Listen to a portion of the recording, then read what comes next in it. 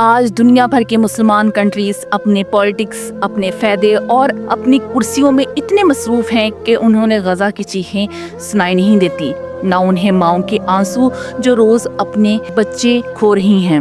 فلسطین میں ہر روز بم گرتا ہے، ہاسپٹل تک محفوظ نہیں، اور لوگ صرف ایک بات کہتے ہیں، کیا مسلمان صرف نام کے رہ گئے ہیں؟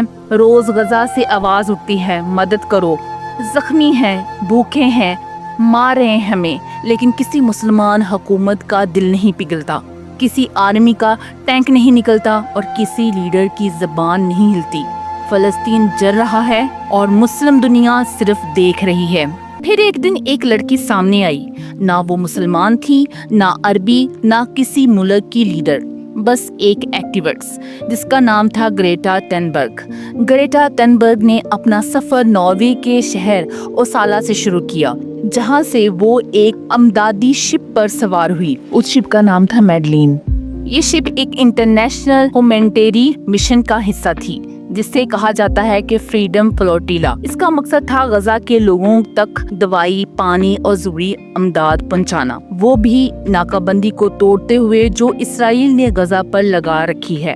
یہ مشن پیسفل تھا، بنا ہتھیاروں کے، صرف انسانیت کا پیغام تھا، اور اس مشن میں گریٹا کے ساتھ 11 ایکٹیوسٹس بھی تھے، جن کا تعلق جرمن، فرانس، ترکی اور اسپین سے تھا۔ شپ نے اپنا رخ غزہ کی طرف کیا، لیکن انٹرنیشنل واٹر پہ ہی اسرائیل نیوی نے اسے روکا اور سب ایکٹیوسٹس کو گرفتار کر لیا۔ یہ ایشو انٹرنیشنل میڈیا کے سامنے تب آیا جب ان کی ویڈیو وائرل ہوئی، جو انہوں نے سفر کے دوران ریکارڈ کروائی تھی۔ اب سوال یہ ہے کہ گریٹا تھنبرگ ہے کون؟ گریٹا کا پورا نام ہے گریٹا ٹنٹن ایلنورا ایلمین تھنبرگ۔ وہ 3 جنوری 2003 کو سویڈن کے شہر اسٹاک ہوم میں پیدا ہوئی۔ اس کے والد کا نام اسٹیون تھنبرگ ہے، جو ایک ایکٹر ہیں، اور اس کی والدہ منینا ایلمین ایک مشہور اوپرا سنگر ہیں۔ بچپن سے ہی گریٹا کے گھر میں ماحول آرٹسٹک تھا۔ وہ ایک سمپل لڑکی تھی، لیکن جب اس نے کلائمیٹ چینج کے بارے میں پڑھنا شروع کیا تو اسے محسوس ہوا کہ دنیا تباہی کی طرف جا رہی ہے۔ پھر اس نے اسکول جانا چھوڑ دیا اور ایک بورڈ اٹھایا جس پہ لکھا تھا اسکول اسٹرائک فار کلائمیٹ۔ لوگ ہنسے، اسے اگنور کیا، لیکن اس کی آواز میں اتنی سچائی تھی کہ دھیرے دھیرے پوری دنیا اس کی طرف دیکھنے لگی۔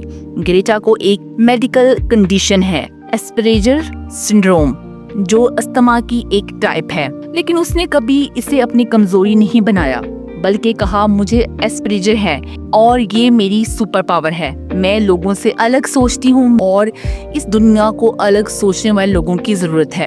اس نے دنیا کے پاورفل لیڈرز کو UNO میں چیلنج کیا اور کہا ہاؤ ڈیئر یو، تم لوگ دنیا کو تباہ کر رہے ہو اور بس اسپیچز دے رہے ہو۔